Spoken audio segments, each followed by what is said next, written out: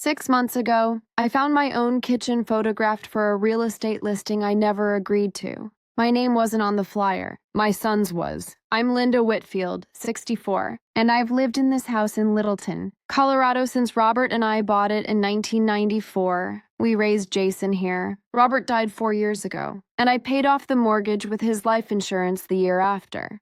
This house is the only thing that's fully, completely mine. When Jason's wife, Ashley, lost her job last spring and their townhouse sale fell through, I told them to move in with me. Temporary, I said. A few months, tops. I gave them the master suite downstairs and took the smaller bedroom upstairs myself. I didn't complain when Ashley reorganized my pantry or replaced my curtains with something brighter, small things. I let them go. Then in July, Ashley started talking about her sister's baby shower. 40 guests, catered, the whole family will be here. She wanted the house to show well. She said it like that. Show well. I thought she meant cleaning. I was wrong. One Tuesday morning, folding laundry, I found a tablet Ashley had left on the counter, screen still lit. It was open to an email from someone named Rick A. Doyle, Keller Realty Group. Subject line, listing photos on ready for MLS, upload. Attached were 6 pictures of my living room, my kitchen, my back porch, staged, styled, furniture rearranged, my late husband's recliner gone from the frame entirely. I stood there with a dish towel in my hand for a long time. I didn't confront anyone that day. I put the tablet back exactly where I found it and went for a walk instead, past the King Soopers on Santa Fe trying to breathe. That's where I ran into my neighbor, Carol, who mentioned, almost cheerfully, that she'd seen a man with a clipboard measuring my front porch the week before. Figured you were finally doing that renovation you talked about, she said. I hadn't talked about any renovation. That night at dinner, I asked Ashley, calm as I could manage, what the photos were for. She barely looked up from her plate. Jason and I have been looking at options, she said. This house is too big for one person. Linda, we thought maybe you'd want to downsize, and we could help manage the sale for you. She said it like she was doing me a favor. Jason said nothing. He never says anything anymore when Ashley's in the room. I asked whose name was on the listing paperwork. Neither of them answered.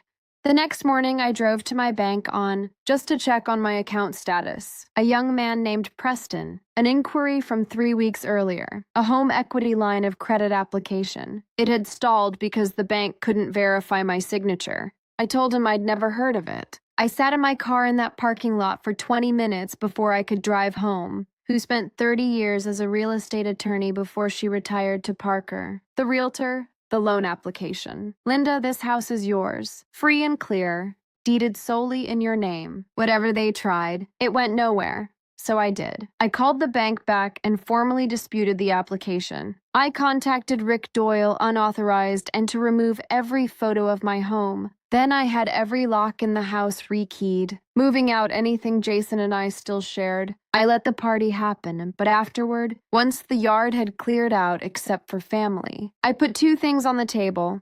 The bank's fraud case number, Broadway, and asked to speak with someone in the mortgage department. That's when the loan officer pulled up something that stopped me cold. Using my address and my social security number as a co-applicant, submitted online. Preston asked if I remembered applying. He flagged it as potential fraud right there and gave me a case number. That afternoon, I called my friend Diane. We sat on her porch with sweet tea while I laid out everything. The photos. Diane didn't sugarcoat it. Nobody can list it, borrow against it, or sell it without your signature. But you need to protect yourself now, today. Requesting a fraud alert on my credit file, myself, and told him the listing was from any platform by end of day. And I opened a new account in my name alone. Ashley's parents arrived that Saturday for the baby shower, unaware of any of it. I wasn't going to punish 40 guests for 2 people's dishonesty. I asked Jason and Ashley to sit with me on the back porch, and a printed copy of the listing email. Ashley's face went white. Jason wouldn't meet my eyes. I want to know, I said. Which one of you thought I wouldn't notice my own house being sold out from under me? Ashley started explaining.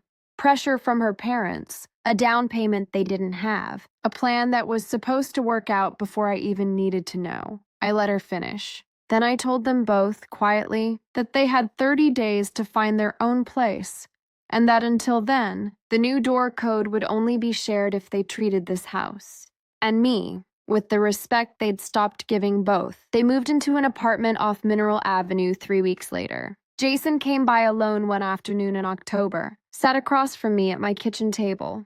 The same one Robert and I bought secondhand in 1996, and apologized. Not for Ashley's plan, he said, but for staying silent while it happened. I let her decide who you were to us, he told me. That's on me.